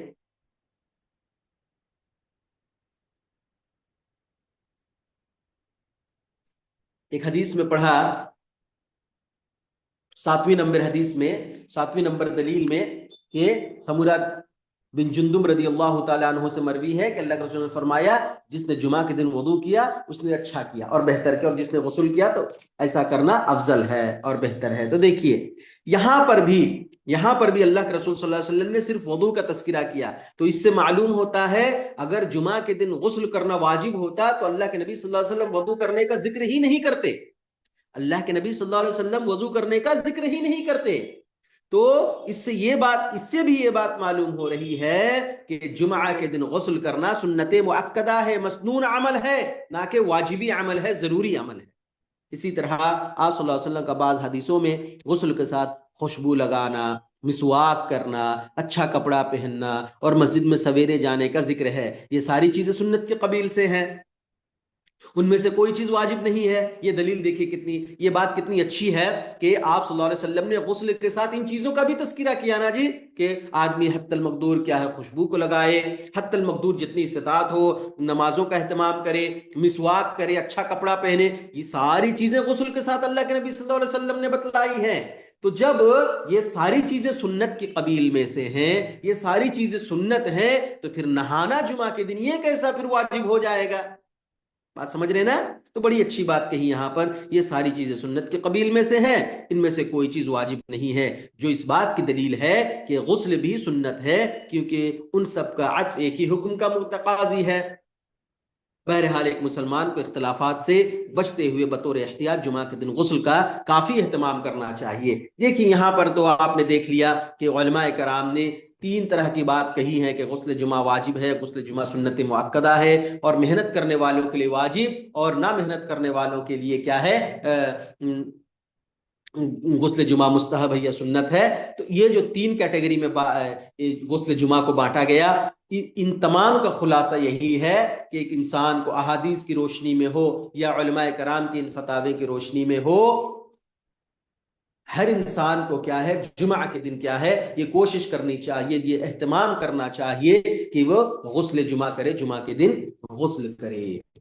اچھا، اس کے بعد آئیے پہلی چیز کیا ہے، مسنون عمل کیا ہے غسل کا، کہ جمعہ کے دن کیا انسان غسل کرے۔ احرام باندھنے کے لیے غسل کرنا، جب آدمی کیا ہے مناسک حج یا عمرہ کو ادا کرنے کے لیے جاتا ہے، جب احرام باندھتا ہے تو اس کے لیے غسل کرنا۔ زید بن ثابت رضی اللہ تعالیٰ عنہ سے مروی ہے کہ اللہ کے رسول صلی اللہ علیہ وسلم نے فرمایا تجرد علی اہل وقت صلاح، کہ احرام باندھنے کے لیے اپنے بدن سے سلے ہوئے کپڑے اتارے اور غسل کیے۔ لی احلالہ، جی لی اہلہ ہم نے پڑھ دیا، لی احلالہ واغتسل، تجرد لی احلالہ واغتسل، میں نے اپنے کپڑے کو اتار لیے، تجردہ مجرد ہو جانا ہے نا، سلے ہوئے کپڑے کو اتار لیے اور غسل کیا، کس کے لیے؟ احرام باندھنے کے لیے، کیونکہ احرام کا کپڑا سلا ہوا نہیں ہوتا ہے، اسی لیے یہاں پر سلے ہوئے کپڑے کا تذکرہ کیا گیا۔ تیسری چیز ہے مکہ میں داخل ہونے کے لیے غسل کرنا۔ اچھا، یہ چیزیں کیا ہے ضروری نہیں ہے، مسنون غسل ہے یہ سب، ایسا نہیں سمجھ لیں کہ یہ واجبی غسل ہے، مسنون غسل ہے یہ سب۔ مکہ میں داخل ہونے کے لیے غسل کرنا، عبداللہ بن عمر رضی اللہ عنہما جب بھی مکہ آتے تو پہلے مقام ذی طویٰ میں صبح تک قیام کرتے، صبح کو غسل کرتے، پھر مکہ میں داخل ہوتے اور کہتے کہ اللہ کے رسول صلی اللہ علیہ وسلم ایسا کرتے تھے۔ اب جب کوئی شخص مکہ میں داخل ہونا چاہتا ہے، اس طرح عبداللہ بن عمر مکہ میں داخل ہونا چاہتے تھے، تو کیا ہے غسل کر کے کیا ہے داخل ہوتے تھے، اور نبی کریم صلی اللہ علیہ وسلم کا عمل بھی بتلاتے تھے کہ اس طرح کیا ہے اللہ کے نبی صلی اللہ علیہ وسلم کرتے تھے۔ تو ہمیں بھی چاہیے کہ اللہ کے نبی صلی اللہ علیہ وسلم کی سنت کو کیا ہے عمل کریں، اور جب بھی اس طرح کا موقع ملے تو ہم کیا ہے اس مسنون عمل کو انجام دیتے ہوئے، اس مسنون عمل کا اہتمام کرتے ہوئے کیا ہے مکہ کے اندر داخل ہوں۔ اسی طرح ہم بستری کے بعد غسل کرنا، اس سے پہلے بھی یہ بات آ چکی ہے کہ ابو رافع رضی اللہ تعالیٰ عنہ سے مروی ہے کہ اللہ کے رسول صلی اللہ علیہ وسلم ایک دن اپنی تمام بیویوں کے پاس یکے بعد دیگرے تشریف لے گئے یا لائے، اور ہر ایک کے ساتھ ہم بستر ہوئے اور ہر ایک کے پاس آپ نے غسل کیا۔ میں نے کہا اللہ کے رسول صلی اللہ علیہ وسلم کیا یہ بہتر نہ ہوتا کہ آپ ایک ہی غسل کرتے؟ تو آپ صلی اللہ علیہ وسلم نے فرمایا یہ زیادہ بہتر اور پاکیزہ ہے۔ اس سے پہلے بھی ہم لوگوں نے یہ بات پڑھی تھی کہ اگر کوئی اپنی بیوی سے یا کوئی بیوی اپنے شوہر سے ملاقات کرتا ہے تو بہتر طریقہ یہ ہے کہ انسان کیا ہے غسل کرنے کے بعد سوئے، ہے نا، غسل کرنے کے بعد سوئے، بہتر طریقہ اور افضل طریقہ یہ بات بتائی گئی تھی۔ تو یہاں پر یہ کیا ہے مسنون عمل ہے، اگر کوئی شخص وضو کر کے شرمگاہ کو اچھی طریقے سے دھو کر سو جاتا تو بھی چلے گا، لیکن یہ مکروہ ہے کہ انسان کیا ہے ہم بستر ہونے کے بعد کیا ہے ایسے ہی سو جائے. یہ کیا ہے مکروہ عمل بتایا گیا ہے، ناپسندیدہ عمل میں سے بتایا گیا ہے. تو اللہ کے نبی صلی اللہ علیہ وسلم کا کیا معمول تھا جی؟ جب بھی آپ کو اس طرح کے حالات درپیش ہوتے تو آپ کیا ہے غسل کر لیتے تھے. اور دیکھیے ایک مرتبہ ابو رافع رضی اللہ تعالیٰ عنہ سے جو مروی حدیث ابھی ہم پڑھ رہے ہیں کہ آپ صلی اللہ علیہ وسلم اپنے تمام بیویوں سے ملاقات کیے، اور ہر بیوی سے ملاقات کے بعد آپ نے کیا غسل کا اہتمام کیا. تو ام المؤمنین نے سوال کیا اور کہا کہ اللہ کے نبی صلی اللہ علیہ وسلم آپ ایک ہی مرتبہ اخیر میں غسل کر لیتے، یہ بھی تو بہتر ہوتا، یہ بھی تو کام چل سکتا تھا، ایسا بھی تو ہو سکتا تھا. تو اللہ کے نبی صلی اللہ علیہ وسلم نے کہا نہیں جی، مجھے یہ بہتر معلوم ہوا، مجھے یہ اچھا معلوم ہوا کہ میں ہر ایک کے بعد کیا ہے غسل کر لوں. تو اس سے بات معلوم ہوا کہ ہم بستری ہونے کے بعد ملاقات کرنے کے بعد کیا انسان کو غسل کرنا چاہیے، غسل کا اہتمام کرنا چاہیے. یہ اللہ کے نبی صلی اللہ علیہ وسلم کا مسنون عمل اور طریقہ رہا ہے. اسی طرح میت کو غسل دینے والے کے لیے غسل کرنا، اگر کوئی انتقال ہو گیا ہے، اگر کوئی میت ہے تو اس کو غسل دینے کے بعد کیا غسل کرنا، یہ بھی کیا ہے مسنون عمل ہے. ابو ہریرہ رضی اللہ تعالیٰ عنہ سے مروی ہے کہ اللہ کے رسول صلی اللہ علیہ وسلم نے فرمایا من غسل المیت فلیغتسل، جو میت کو غسل دے، جو میت کو نہلائے تو خود وہ بھی غسل کرنا چاہیے. اسی طرح حضرت عائشہ رضی اللہ تعالیٰ عنہ سے مروی ہے کہ کان رسول اللہ صلی اللہ علیہ وسلم یغتسل من اربع، کہ اللہ کے نبی صلی اللہ علیہ وسلم 4 چیزوں سے غسل کرتے تھے. کیا ہے جی؟ من الجنابتی، اگر جنابت لاحق ہو جاتی تو آپ غسل کرتے، ویوم الجمعتی، اور جمعہ کے دن آپ غسل کرتے، ومن الحجامتی، اور اگر پچھنا لگواتے تو غسل کرتے، ومن غسل المیتی، اور کیا ہے میت کو جب غسل دیتے، میت کو غسل دینے کے بعد کیا ہے آپ صلی اللہ علیہ وسلم نہاتے تھے. سمجھ رہے نا؟ تو یہاں پر جنابت کا غسل جی، جنابت کا غسل یہ تو واجبی غسل ہے جی، ایسا نہیں کہ اس کو آپ یہاں پر ابھی مسنون غسل میں شامل کر لیں. یہ واجبی غسل ہے، جنابت ہو جانے کے بعد انسان کو غسل کرنا ہے. لیکن جمعہ کے دن غسل کرنا یا میت کو غسل دلانے کے بعد غسل کرنا، یہ سب کیا ہے مسنون عمل ہے. اس حدیث سے معلوم ہوتا ہے کہ میت کو غسل دینے کے بعد غسل کرنا واجب ہے، لیکن دوسری حدیث سے معلوم ہوتا ہے کہ مستحب ہے. جیسا کہ اسماء بنت عمیس رضی اللہ عنہما کی حدیث میں ہے کہ جب ابو بکر رضی اللہ تعالی عنہ کا انتقال ہوا تو اسماء بنت عمیس رضی اللہ تعالی عنہ نے انہیں غسل دیا. پھر وہ باہر آئی اور وہاں موجود مہاجرین سے پوچھا میں روزہ سے ہوں اور آج سخت ٹھنڈی بھی ہے تو کیا مجھے غسل کرنا ضروری ہے؟ تو انہوں نے جواب دیا نہیں. اور شیخ ابن باز رحمۃ اللہ علیہ فرماتے ہیں کہ اس حدیث سے معلوم ہوتا ہے کہ میت کو غسل دینے والے کے لیے غسل کرنا صحابہ کرام کے درمیان معروف تھا، لیکن اسے وہ سنت جانتے تھے. سمجھ رہے نا جی؟ میت کو غسل دینے کے بعد غسل کرنا یہ کیا ہے مسنون عمل ہے، نہ کہ واجبی عمل ہے. اسی طرح مشرک کو دفن کرنے والے کے لیے غسل کرنا، اگر کوئی مشرک کو دفن کرتا ہے تو اس کے بعد کیا ہے اس کو غسل کرنا. علی بن ابی طالب رضی اللہ تعالیٰ عنہ سے مروی ہے کہ اللہ کے رسول صلی اللہ علیہ وسلم کے پاس آئے اور کہا ابو طالب کا انتقال ہو گیا ہے. تو آپ نے کہا جا کر ان کی نعش کو مٹی میں چھپا دو. دیکھیے علی بن ابی طالب جو ہیں یہ حضرت ابو طالب رضی اللہ تعالیٰ عنہ رضی اللہ نے جی حضرت ابو طالب کے والد ہیں اور اللہ کے نبی صلی اللہ علیہ وسلم کے چچا محترم ہیں، جنہوں نے آپ کے ساتھ نہایت ہی شفقت اور رحمت کا معاملہ کیا. لیکن مشیت تقدیر کچھ اور تھی کہ آپ کو کلمہ توحید کا اقرار نصیب نہ ہوا. تو دیکھیے یہ کفر کی حالت میں یا شرک کی حالت میں ان کا انتقال ہوتا ہے تو حضرت علی رضی اللہ تعالیٰ عنہ کو یہ حکم دیتے ہیں کہ ان کی نعش کو مٹی میں چھپا دو، ان کی لاش کو کیا ہے مٹی میں دفن کر دو. میں نے کہا اللہ کے رسول صلی اللہ علیہ وسلم مشرک تھے، تو آپ صلی اللہ علیہ وسلم نے فرمایا جا کر ان کی نعش مٹی میں چھپا دو، ان کی لاش کو مٹی میں کیا ہے دفن کر دو. چنانچہ میں گیا اور ان کی نعش مٹی میں چھپا دی. پھر آپ صلی اللہ علیہ وسلم کے پاس آیا تو آپ نے کہا جا کے غسل کر لو. تو بات سمجھ میں آئی جی؟ اگر کوئی مشرک کو دفن کرتا ہے اور اللہ کے رسول صلی اللہ علیہ وسلم کے چچا اور حضرت علی رضی اللہ تعالیٰ عنہ کے والد حضرت ابو طالب سمجھ رہے نا؟ وہ جب دفن ان کو جب کیا ہے ان کے نعش کو کیا ہے جب دفن کیے تو حضرت علی رضی اللہ تعالیٰ عنہ کو کیا ہے اللہ کے نبی صلی اللہ علیہ وسلم نے کیا ہے غسل کرنے کا حکم دیا۔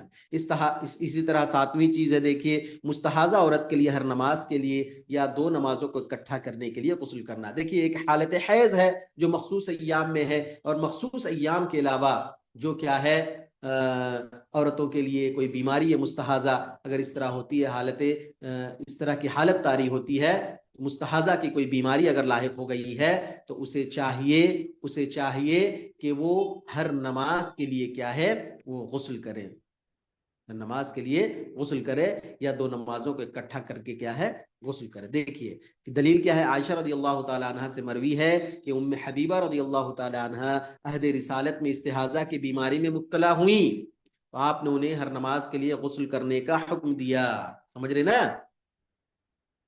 ام حبیبہ کو رضی اللہ تعالی عنہ کو کیا ہے استحاضہ کی بیماری ہو گئی تھی، آپ صلی اللہ علیہ وسلم نے حکم دیا کہ تم ہر نماز کے لیے غسل کرو۔ اسی طرح حمنہ بنت جہش رضی اللہ تعالی عنہ جب استحاضہ کی بیماری میں مبتلا ہوئیں تو آپ صلی اللہ علیہ وسلم کے پاس آئے اور ان کے بارے میں آپ سے دریافت کیا تو آپ صلی اللہ علیہ وسلم نے فرمایا میں تمہیں دو باتیں بتاتا ہوں، ان میں سے کسی ایک پر بھی تم عمل کر لو تو دوسرے کے لیے کافی ہوگا، اگر تم دونوں کی طاقت رکھتی ہو تو تم ان کے بارے میں زیادہ بہتر جانتی ہو۔ حدیث کے اخیر حصے میں آپ نے دوسری بات کے بارے میں فرمایا اگر تم ایسا کر سکتی ہو کہ ظہر کو مؤخر اور عصر کو مقدم کر کے ایک غسل کرو اور دونوں کو اکٹھی پڑھ لو، اور مغرب کو مؤخر اور عشاء کو مقدم کر کے ایک غسل کرو اور دونوں کو اکٹھی پڑھ لو، اور فجر کے لیے ایک علیحدہ غسل کر کے اس کو پڑھ لو، اور اگر تمہیں روزہ رکھنے کی طاقت ہو تو روزہ رکھو، اور یہی دوسری بات میرے نزدیک زیادہ پسندیدہ ہے۔ بات یہاں پر کیا ہے کہ حمنہ بنت جہش رضی اللہ تعالی عنہا جب استحاضہ کی بیماری میں مبتلا ہوئی تو آپ صلی اللہ علیہ وسلم سے انہوں نے دریافت کیا کہ میری یہ بیماری لاحق ہو گئی ہے، مخصوص ایام کے علاوہ بقیہ ایام میں بھی کیا ہے اس طرح کا خون وغیرہ کیا ہے جاری ہوتا ہے، تو آپ صلی اللہ علیہ وسلم نے کہا کہ تم ایک کام کرو، ظہر کی نماز کو کیا ہے تھوڑی تاخیر سے پڑھو اور عصر کی نماز کو کیا ہے تھوڑا سا مقدم کر لو، مقدم کر کے وہاں پر ایک غسل کر کے دونوں نمازوں کو ملا لو۔ اسی طرح مغرب اور عشاء کو، مغرب کو تھوڑا سا تاخیر کر دو، مؤخر کر دو، اور عشاء کو تھوڑا مقدم کر دو، وہاں پر ایک غسل کر کے کیا ہے دونوں نمازوں کو ادا کر لو۔ یہ کیا ہے تمہارے لیے آسانی ہوگی اس کے بنسبت کہ ہر نماز کے لیے کیا ہے تم علیحدہ غسل کرو اور نماز پڑھو۔ استحاضہ کی بیماری میں مبتلا عورت کے لیے صرف حیض کے خون کے اختتام پر ایک مرتبہ غسل کرنا واجب ہے، اس کے علاوہ ہر نماز کے وقت غسل کرنا یا دو نمازوں کو اکٹھا پڑھنے کے لیے غسل کرنا تو یہ مستحب ہے، البتہ ہر نماز کے وقت وضو کرنا واجب اور ضروری ہے، اسی کا ہمارے استاد شیخ ابن باز رحمۃ اللہ فتویٰ دیتے تھے۔ اب دیکھیے جی یہاں پر آپ کو یہ بات نہیں مطلب سمجھنی چاہیے کہ اب مستحاضہ عورت کو بھی ہر نماز کے لیے کیا ہے غسل کرنا ہے، یہ بہتر اور افضل طریقہ بتلایا گیا ہے جو حمنہ بنت جہش رضی اللہ تعالی عنہا کو کیا اللہ کے نبی صلی اللہ علیہ وسلم نے بتلایا۔ ہم نے انشاءاللہ اس کی اور تفصیلی بحث اور بھی آگے آئے گی، یہاں پر یہ بات صرف آپ جان لیں کہ اگر کوئی مخصوص ایام سے فارغ ہوتی ہے، 4 دن ہو، 6 دن ہو، 8 دن ہو، جو بھی اس کے ایام ہیں، 7 دن ہو، تو اس ایام سے فارغ ہونے کے بعد وہ کیا ہے غسل حیض کر لے گی۔ اب اس کے بعد اگر اس کو اس طرح کے استحاضہ کی بیماری ہے، اگر آ رہی ہے وہ چیزیں، تو اس کے لیے مستحب ہے، واجب نہیں ہے، مستحب ہے کہ وہ ہر نماز کے لیے غسل کرے۔ اگر یہ ممکن نہیں ہے پھر دو نماز کو اکٹھی کر کے کرے، اگر یہ بھی اس کے لیے ممکن نہیں ہے تو ہر نماز کے لیے اس کو وضو کرنا واجب ہے۔ سمجھ رہے نا؟ اگر چاہے اس کا وضو ہو یا نہ ہو، ہر نماز کے لیے اس کو کیا ہے وضو کرنا واجب ہے۔ بات سمجھ میں آئی یہاں پر؟ تو مستحاضہ عورت کے لیے ہر نماز کے لیے یا دو نمازوں کے لیے غسل کرنا مسنون ہے، واجب نہیں ہے، یہاں پر اس میں کنفیوز نہیں ہوں گے آپ، ٹھیک ہے؟ اس کو بے ہوشی سے ہوش میں آنے کے بعد غسل کرنا، بے ہوشی کے بعد افاقہ پانے والے شخص کے لیے غسل کرنا مستحب ہے۔ عائشہ رضی اللہ تعالیٰ عنہا سے مروی ہے جب اللہ کے رسول صلی اللہ علیہ وسلم کا مرض بڑھ گیا تو آپ صلی اللہ علیہ وسلم نے کہا کیا لوگوں نے نماز پڑھ لی؟ ہم نے عرض کیا نہیں اے اللہ کے رسول صلی اللہ علیہ وسلم، وہ آپ کا انتظار کر رہے ہیں۔ تو اس پر آپ صلی اللہ علیہ وسلم نے فرمایا دعوا لی ماء فی المخضبی، کہ میرے لیے ٹب میں پانی ڈالو۔ عائشہ رضی اللہ تعالیٰ عنہ کہتی ہیں ہم نے ٹب میں پانی ڈال دیا تو آپ صلی اللہ علیہ وسلم نے غسل فرمایا۔ پھر آپ صلی اللہ علیہ وسلم کو تکلیف کے باوجود اٹھنے لگے تو آپ صلی اللہ علیہ وسلم پر پھر غشی طاری ہو گئی۔ جب افاقہ ہوا تو آپ صلی اللہ علیہ وسلم نے دریافت کیا کیا لوگوں نے نماز پڑھ لی؟ ہم نے عرض کیا کہ نہیں اے اللہ کے رسول صلی اللہ علیہ وسلم، وہ آپ کا انتظار کر رہے ہیں۔ آپ صلی اللہ علیہ وسلم نے فرمایا دعوا لی ماء فی المخضب، میرے لیے ٹب میں پانی ڈال دو۔ اس کے بعد آپ نے غسل کیا۔ آپ صلی اللہ علیہ وسلم غشی سے افاقہ کے بعد 3 بار غسل فرمایا، جو اس بات کی دلیل ہے کہ غشی کے بعد غسل کرنا مستحب ہے۔ بات سمجھ میں آئے گی؟ اگر کسی پر بے ہوشی طاری ہو جاتی ہے، اگر وہ سینسلیس ہو جاتا ہے تو اس کے بعد غسل کرنا کیا ہے؟ مستحب ہے۔ یہ بڑی عظیم حدیث ہے جی۔ دل تو کر رہا ہے کہ یہاں پر ٹھہر کر کچھ باتیں کی جائیں کہ نماز کے تعلق سے کیا محبت تھی اللہ کے رسول صلی اللہ علیہ وسلم۔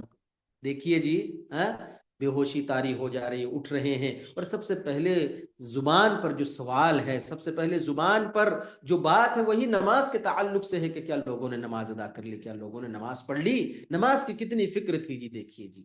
اور آج ہم نماز سے کتنے کوتاہی برتتے ہیں، نماز کو یوں ہی چھوڑ دیتے ہیں۔ ہمارے کیا ہے، ہمارے سروں پر کیا ہے، جوں تک نہیں رینگتی ہے، ہمیں احساس بھی نہیں ہوتا ہے کہ ہم نے نماز جیسی عظیم عبادت کو چھوڑ دیا ہے۔ تو خیر، یہاں پر اس کا موقع اور محل نہیں ہے کہ اس تعلق سے بات کی جائے۔ یہاں پر بات یہی بتانا ہے کہ اگر بے ہوشی کی حالت طاری ہو جاتی ہے، انسان سینسلیس ہو جاتا ہے، اس پر کیا ہے، غسل کرنا مسنون ہے۔ اس کے بعد سینگی لگوانے کے بعد غسل کرنا، عائشہ رضی اللہ تعالی عنہا سے مروی ہے کہ کان رسول اللہ صلی اللہ علیہ وسلم یغتسل من 4 من الجنابۃ یوم الجمعہ ومن الحجامۃ ومن الحجامۃ ومن غسل المیت۔ تو دیکھیے، سینگی لگوانا، حجامہ لگوانا، پچنا لگوانا، کپنگ تھراپی جسے بولتے جی، کپنگ تھراپی، ٹھیک ہے۔ تو یہ حدیث اس سے پہلے بھی گزری کہ اللہ کے نبی صلی اللہ علیہ وسلم 4 چیزوں میں غسل کرتے تھے۔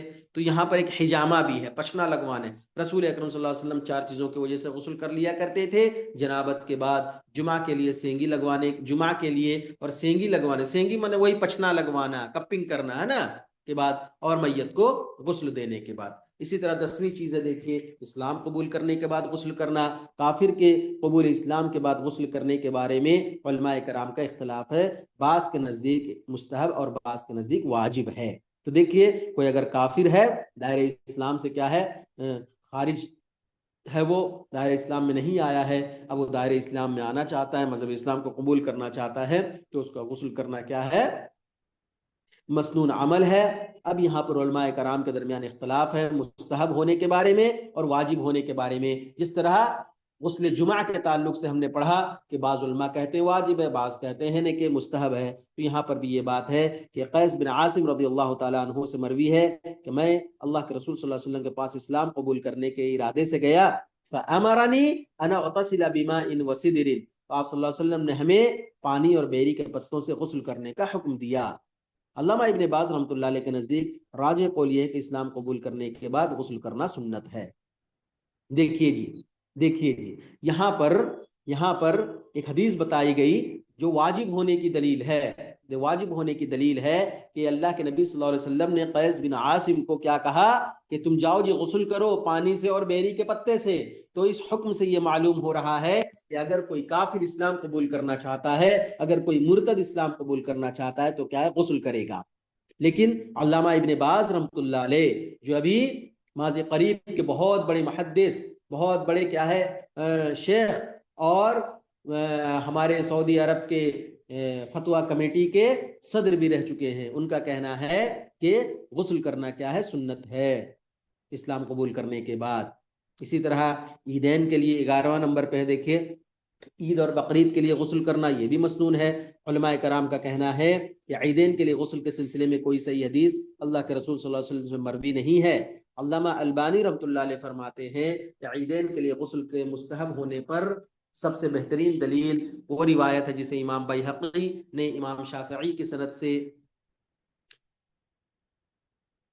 رازان سے روایت کیا ہے کہ ایک آدمی نے علی رضی اللہ تعالیٰ عنہ سے غسل کے بارے میں دریافت کیا، تو آپ نے کہا کہ اگر تم چاہو تو ہر دن غسل کر لیا کرو۔ تو اس آدمی نے کہا میرا مقصد ہے کہ ضروری غسل کیا ہے؟ آپ نے کہا جمعہ کے دن، عرفہ کے دن، قربانی کے دن، عید الفطر کے دن۔ اسی طرح سعید بن مسیب رحمۃ اللہ علیہ فرماتے ہیں کہ عید الفطر کی 3 سنتیں ہیں: عیدگاہ پیدل جانا، عیدگاہ کے لیے نکلنے سے پہلے کچھ کھانا، اور عیدین کے دن، عید کے دن غسل کرنا۔ عبداللہ بن عمر رضی اللہ تعالیٰ عنہما کے بارے میں یہ ثابت ہے کہ وہ عیدگاہ جانے سے پہلے غسل کیا کرتے تھے۔ تو یہاں پر دیکھیے، یہاں پر کوئی ایک حدیث، صریح حدیث نہیں ہے جس سے یہ معلوم ہو کہ اللہ کے نبی صلی اللہ علیہ وسلم نے عیدین کے دن غسل کرنے کے تعلق سے حکم دیا ہے۔ جس طرح جمعہ کے تعلق سے اتنی حدیثیں ہم نے پڑھی ہے نا، اس طرح ابھی کافر کے مسلمان ہونے کے تعلق سے ابھی ہم نے حدیث پڑھی، اسی طرح میت کے غسل دینے کے بعد ہم نے جو حدیث پڑھی، تو یہاں پر دیکھیے کوئی صریح حدیث اللہ کے نبی صلی اللہ علیہ وسلم سے ثابت نہیں ہے، لیکن کیا ہے، عبداللہ بن عمر کا جو معمول رہا ہے، یا عبداللہ بن عمر کا جو قول ہے، اسی طرح سعید بن مسیب جو مشہور تابعی ہیں، ان کا جو قول ہے یہاں پر نقل کیا گیا ہے کہ عید کے دن کیا ہے، عید الفطر ہو یا عید الاضحیٰ ہو، ان دنوں میں کیا ہے، غسل کرنا کیا ہے، یہ مسنون عمل ہے۔ اسی طرح 12ویں چیز ہے عرفہ کے دن غسل کرنا، جیسا کہ ابھی حدیث میں کیا ہے، گزر چکا ہے۔ تو یہاں پر دیکھیے ہم لوگوں نے جو غسل کا مسنون ایام تھے، جو مسنون اوقات تھے، کن کن اوقات میں، کن کن ایام میں کیا ہے غسل کرنا ہے، غسل کرنا مسنون ہے، ان کو ہم لوگوں نے تفصیل کے ساتھ پڑھا۔ اللہ سے دعا ہے کہ اللہ تبارک و تعالی ہمیں غسل کے جامع جملہ امور کو کیا ہے سمجھنے اور اس پر عمل پیرا ہونے کی توفیق عنایت فرمائے، آمین۔ اقول قولی هذا واستغفر الله لي ولكم ولسائر المسلمين من كل ذنب فاستغفروه انه هو الغفور الرحيم، وصلى الله تعالى على النبي الكريم۔ السلام عليكم ورحمة الله وبركاته۔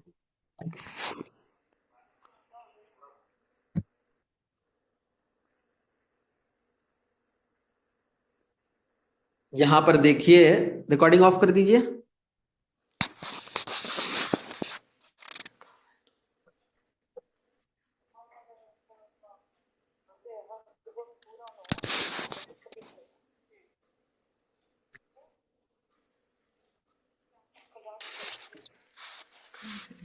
ریکارڈنگ آن کر دیجئے۔ اچھا خیر، دیکھیے یہاں پر تھوڑا سا ہم اسپیڈ چلیں گے کیونکہ وقت بہت کم ہے اور ضروری چیزیں ہیں، اس لیے کیا میں اس کو پڑھا دے رہا ہوں، حالانکہ اگر یہاں پر ختم کر دیتے تو آپ کا سلیبس یہیں تک ہو جاتا، چونکہ یہ ضروری چیزیں آپ لوگوں کے تعلق سے اور یہ روز مرہ کیا ہے استعمال ہونے والی، ضرورت پڑنے والی چیزیں، اس لیے ہم نے کیا ہے اس کو کم از کم ہفتے میں 1 دن پڑھا کر کیا ہے ان چیزوں کو کیا ہے بتا دیا جائے۔